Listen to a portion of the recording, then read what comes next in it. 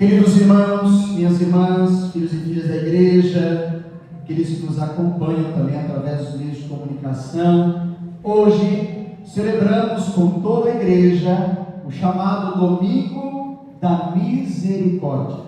Lembremos, a palavra misericórdia é a junção de duas palavras, miséria e coração. Misericórdias, miséria e coração.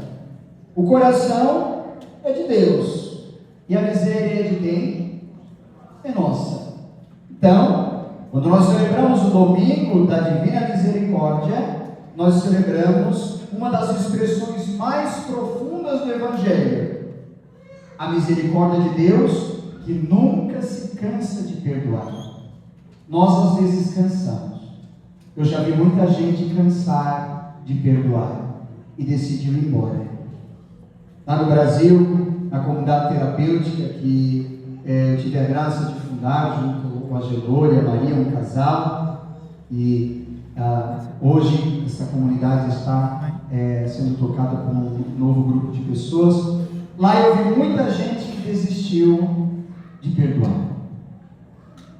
Aqueles filhos que chegavam, por vezes sozinhos, ora um amigo havia encontrado na rua, e lá eu vi muita gente que desistiu de perdoar.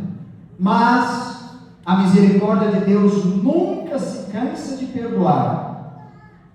O Evangelho nos apresenta os discípulos reunidos, portas fechadas.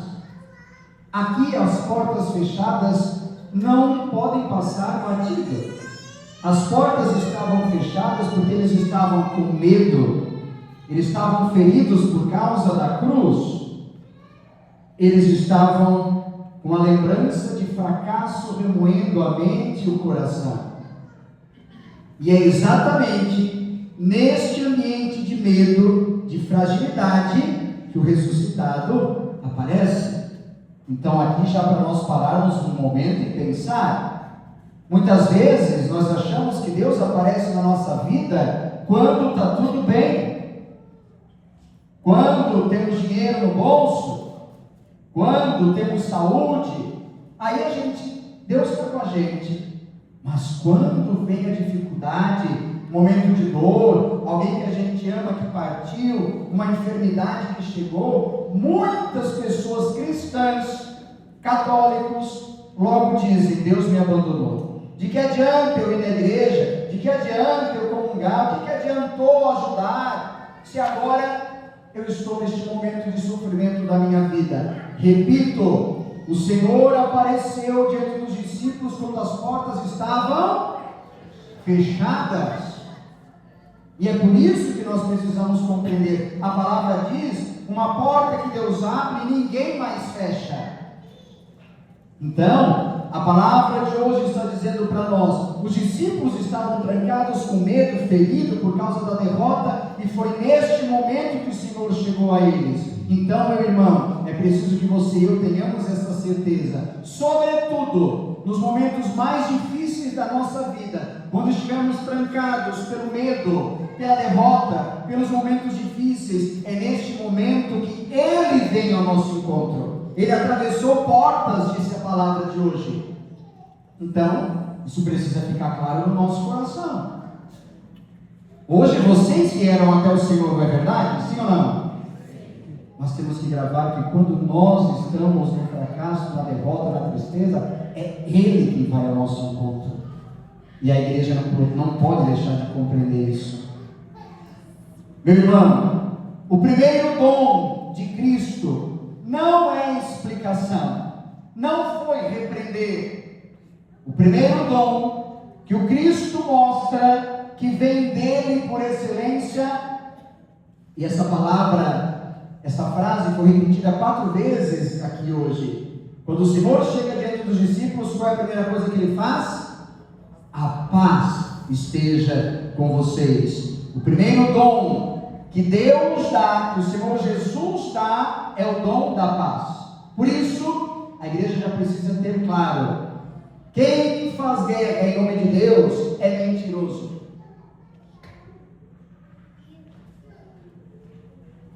Estão gravando, já falei, né? Mas é verdade. Por quê? Porque o dom de Cristo é a paz. O dom de Deus é a paz. E a paz não se conquista com guerra. Segundo a palavra de hoje, a paz se conquista com amor, com partilha, com conversas, com diálogo. Olha os primeiros cristãos. A vida era de diálogo. Então a gente precisa ter um pouco de clareza e amadurecer como cristãos. O meu país vai lá e vence a guerra. Matando? Isso vale para qualquer um. Segundo a palavra de hoje, o Senhor nos dá como primeiro dom a paz.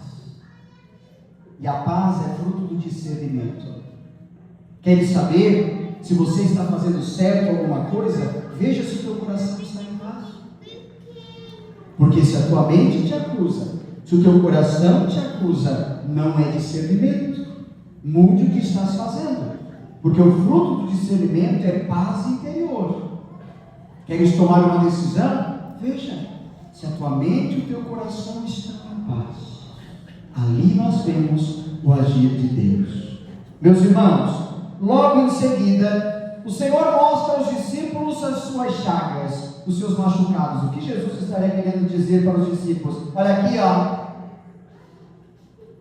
foi por vocês, Será que o Senhor está jogando na cara dos discípulos? Olha aqui, me abandonaram sozinho, cambada sem vergonha. Não.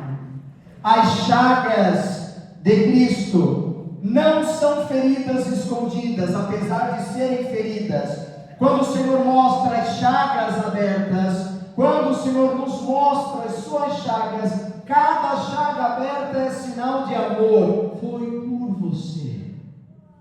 Foi por você. Ele não está cobrando nada de nós, apenas está dizendo, é por amor que isso aconteceu. As chagas não são lembrete de derrota, mas prova de um amor que venceu. E então, em seguida, Jesus, no outro lado, sopra sobre os discípulos. O sopro do Espírito na palavra é sopro de vida. Desde o ato criador, lá no início da palavra, o sopro, o hálito de Deus é vida. Eles estavam como que mortos, trancados. O Senhor sopra sobre eles e dá a eles vida, dizendo, recebei o Espírito Santo. E Ele dá aqui uma missão à igreja. A quem perdoar os pecados, eles serão perdoados. A quem não perdoar, eles não serão perdoados. Aqui nasce a missão da igreja. Qual é a missão da igreja? Ser instrumento de duas palavras: amor e misericórdia. Tudo que está escrito aqui se resume em duas palavras: amor e misericórdia. Se você compreender isso, você leu a palavra. O resto seria recheio. Só que tem gente que só come o recheio, né? E esquece do todo.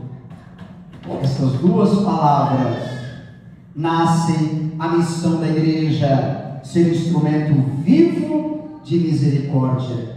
O coração desta festa de hoje foi revelado a Santa Faustina Kowalska, na Polônia, e a ela foi revelado a misericórdia de Deus.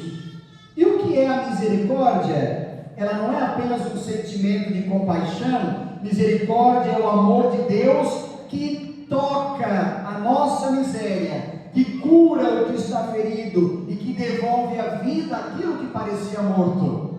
Isso é a misericórdia. Meus irmãos, eu sei, quando a gente fala, por exemplo, do sacramento da reconciliação, do sacramento do perdão, tem gente que vem aqui no confessionário e parece a Xuxa. Quando as crianças chegam na Xuxa, eu quero mandar um beijo para minha mãe e para meu pai e para você. E confessam sempre o mesmo pecado.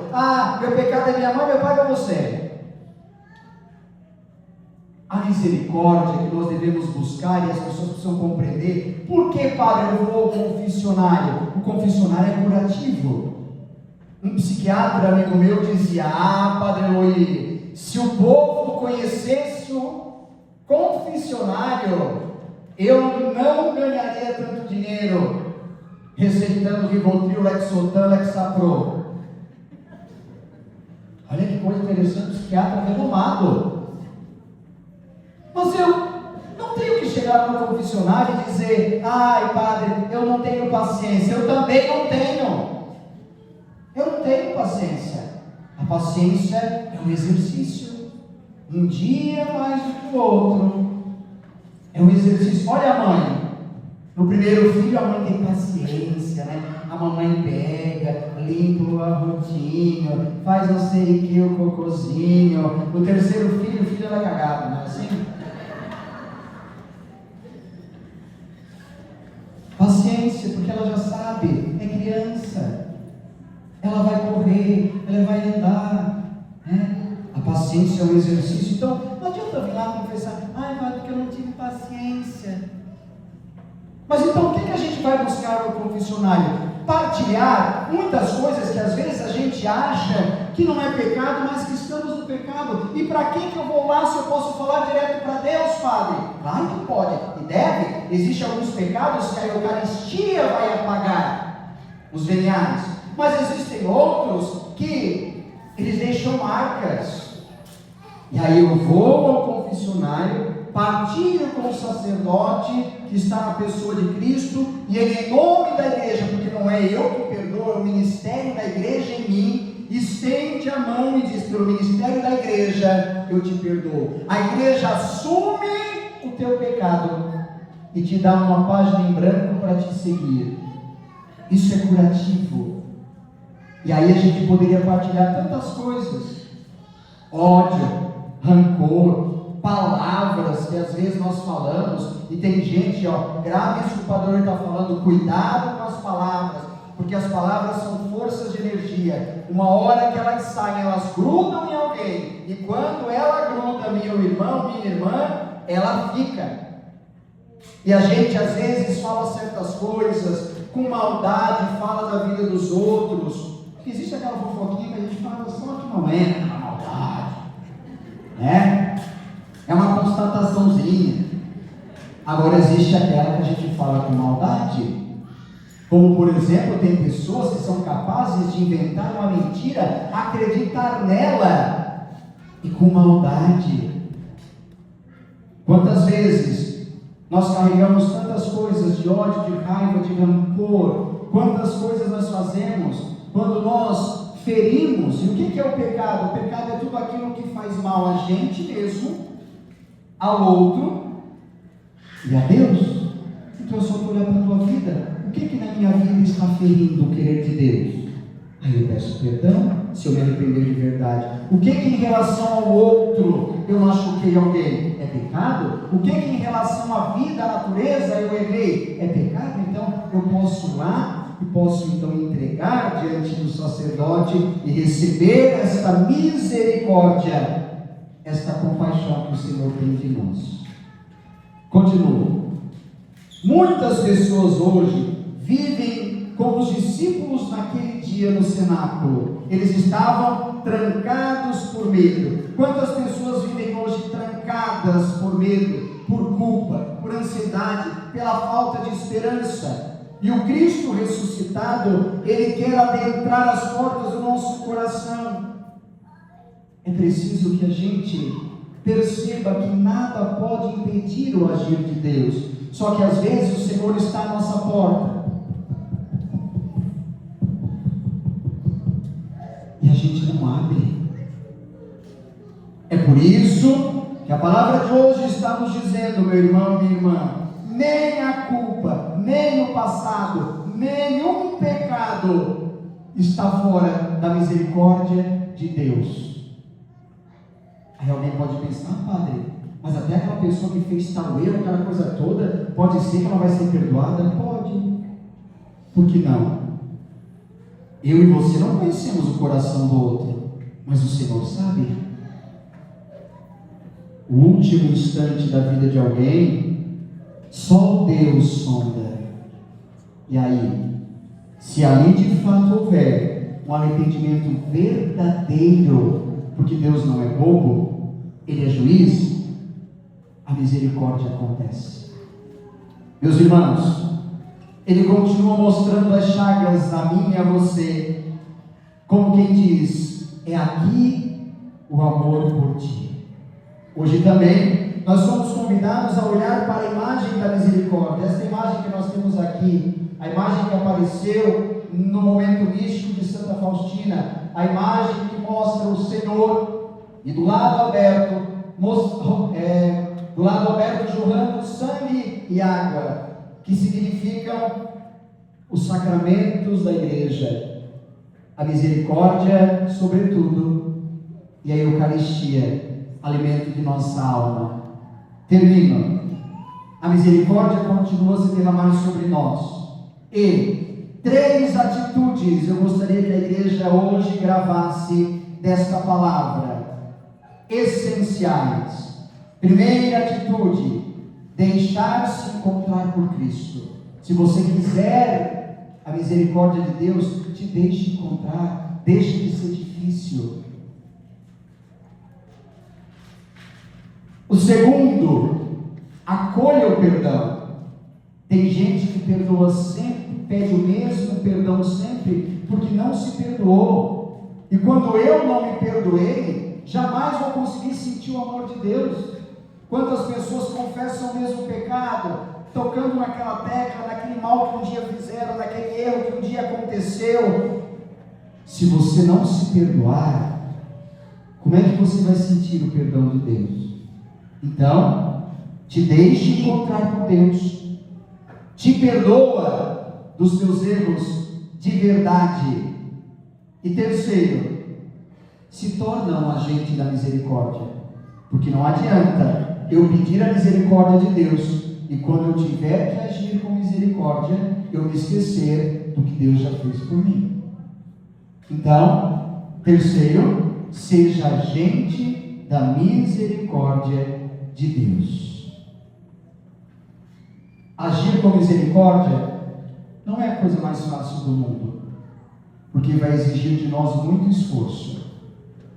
Esposas, agir com misericórdia para com os esposos vai exigir de vocês esforço. Esposos, perdoar a esposa muitas vezes vai ser muito difícil, mas vocês vão ter que começar a testar isso em casa, porque quem não consegue perdoar no pouco nunca vai conseguir perdoar no muito quando a vida nos cobrar. Tem gente que chega a dormir um mês virado, o marido para um lado, a mulher para o outro, sem se olhar. Filhos que não perdoam seus pais por certas atitudes.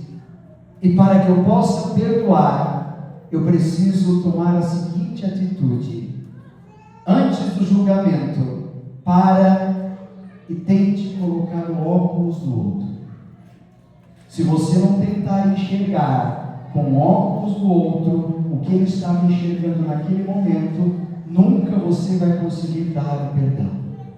Porque muitas vezes nós não estamos conseguindo ver e compreender que em cada pessoa existe uma história, memórias, consanguinidade, e às vezes, se a gente não olhar tudo isso, jamais nós vamos conseguir dar o perdão de verdade. Amém? Inclina a tua cabeça um pouquinho, fecha os teus olhos um momento, por favor. Meu irmão, minha irmã, antes de pensarmos em quem a gente precisa perdoar, eu queria que tu olhasse para a tua vida, diante da tua vida, onde você pode falar só você e Deus. Eu sei que já teve um momento na tua vida em que você se envergonhou de ter agido daquela forma. Que você jamais gostaria que alguém soubesse. Que talvez se os teus filhos soubessem, eles iam ficar entristecidos com você, ou o esposo ou a esposa, ou o pai ou a mãe. Mas Deus te perdoou, a ponto de ter te dado uma nova chance, porque muitas pessoas se colocavam em risco diante do pecado. Risco para si mesmo e risco, sobretudo, para as pessoas mais próximas. Mas o Senhor te deu uma nova chance e te disse: filho, levanta, recomeça, vai de novo.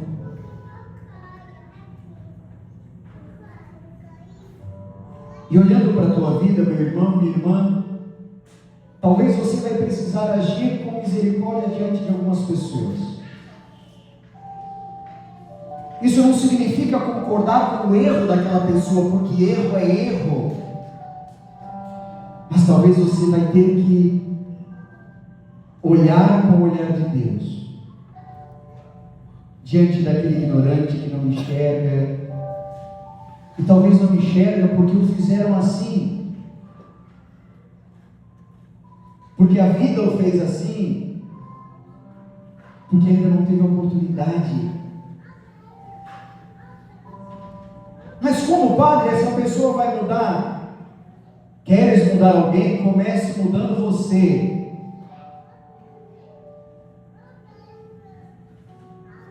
E aí vai haver mudança no mundo.